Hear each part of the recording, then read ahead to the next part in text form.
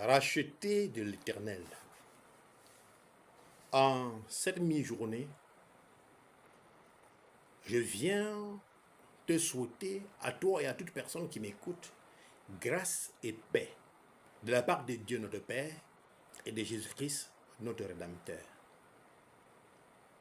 Je voudrais te dire qu'à partir d'aujourd'hui, autant que Dieu me donnera l'occasion, je viendrai vers toi en mi-journée pour que nous puissions ensemble prier la prière de la mi-journée. Midi est une heure stratégique de prière.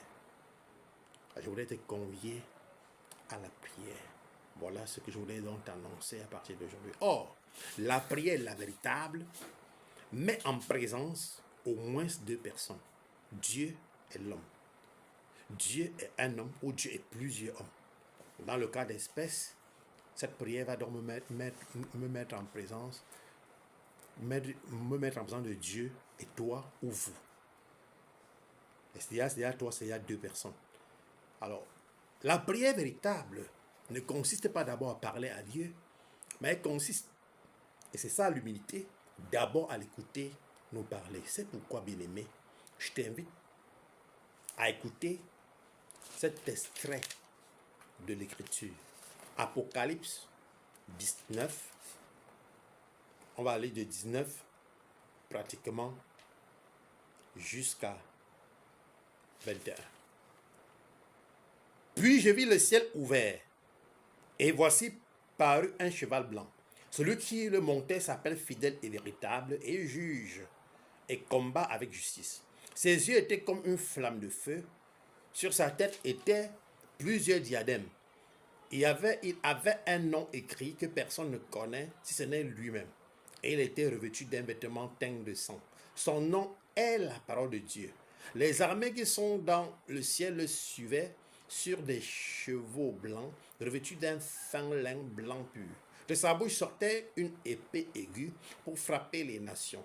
Il les pétra avec une verge de fer, et il foulera la cuve du vin de l'ardente colère du Dieu Tout-Puissant. Il avait sur son vêtement et sur sa cuisse un nom écrit, Roi des rois et Seigneur des seigneurs. Et je vis un ange qui se tenait dans le soleil. Il cria d'une voix forte, disant à tous les oiseaux qui volaient par le milieu du ciel, venez rassembler-vous pour le grand festin de Dieu, afin de manger la chair des rois, la chair des chefs militaires, la chair des puissants, la chair des chevaux et de ceux qui les montent, la chair de tous, libres et esclaves, petits et grands. Et je vis la bête et les rois de la terre et leur armée rassemblés pour faire la guerre à celui qui était assis sur le cheval et à son armée. Et la bête fut prise, et avec elle le faux prophète qui avait fait devant elle les prodiges par lesquels il avait séduit ceux qui avaient pris la marque de la bête et adoré son image. Ils furent tous les deux jetés vivants dans l'étang ardent de feu et de soufre, et les autres furent tués par l'épée qui sortait de la bouche de celui qui était assis sur le cheval, et tous les oiseaux se rassasièrent de leur chair. Amen. Bien, cher toi, je t'invite à la prière. Abba, Père, au nom de Jésus-Christ de Nazareth, nous te disons d'infini action de grâce de ce que tu nous donnes cette occasion pour t'écouter. Tu viens de nous adresser ta parole. Elle est lampe à nos pieds et lumière sur notre sentier. C'est par elle que tu nous sanctifies. Nous voulons te remercier pour cette parole vivante qui pénètre notre être entier jusqu'au point de séparation entre esprit et âme, entre jointure et moelle.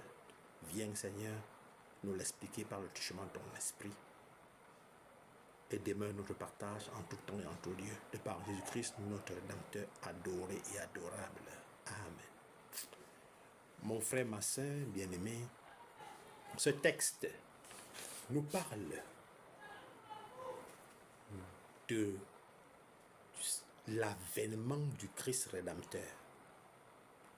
Non plus ici comme sauveur, mais comme juge. Le texte que nous présente ici, le voyant Jean, l'apôtre à qui le Christ a fait cette révélation, se passe après l'enlèvement de l'Église.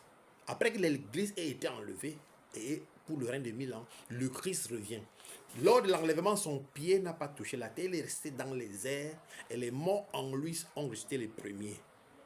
Ensuite, les vivants les ont rejoints dans les airs pour le règne de 1000 ans. Ensuite alors, le Christ revient cette fois-là monté sur le cheval blanc et son portrait nous est dressé dans ce texte que je t'invite à réécouter. Et il revient sur le cheval blanc en juge, son nom fidèle pour dire il tient à sa parole véritable, c'est son nom, il est la vérité. Il vient en juge, juger les vivants qui n'ont pas cru en lui pour régner sur eux de gré ou de force. Alors mon frère bien-aimé, je t'invite en ce temps, en ce jour de grâce, à écouter Dieu te parler comme tu l'as écouté et à te repentir. C'est la métanoïa, le changement de pensée. À te repentir de tes péchés et de croire en Jésus-Christ pour être sauvé et fuir ainsi la colère à venir, sa sainte colère. Car ceux qui croient en lui ne sont pas jugés. Ou alors si tu passes devant le tribunal de Dieu, c'est pour être jugé non coupable. Voilà la bonne nouvelle. Mais si tu ne crois pas en lui, tu seras jugé. Il est le roi des rois, le seigneur des seigneurs. Il vient bientôt enlever son église, puis, comme nous l'avons écouté, pour juger les vivants et les morts qui ont refusé de croire en lui, pour régner sur eux de gré ou de force. Il vaut mieux croire en lui pour qu'il règne sur toi avec ton gré, au lieu qu'il règne sur toi avec la force. Puis que de toute façon, ici, c'est le jugement. Le vêtement teint de sang, c'est le sang de ses ennemis humains aussi. Pas seulement de la bête, de faux prophètes qui sont jetés vivants dans les temps de feu de soufre, mais aussi le sang des personnes qui volontiers vont dire non, pour qu'ils ne règnent pas sur eux. Ils seront jetés dans les temps de feu et de soufre. Je ne te le souhaite pas. Crois au Seigneur Jésus-Christ, tu seras sauvé, toi et ta famille.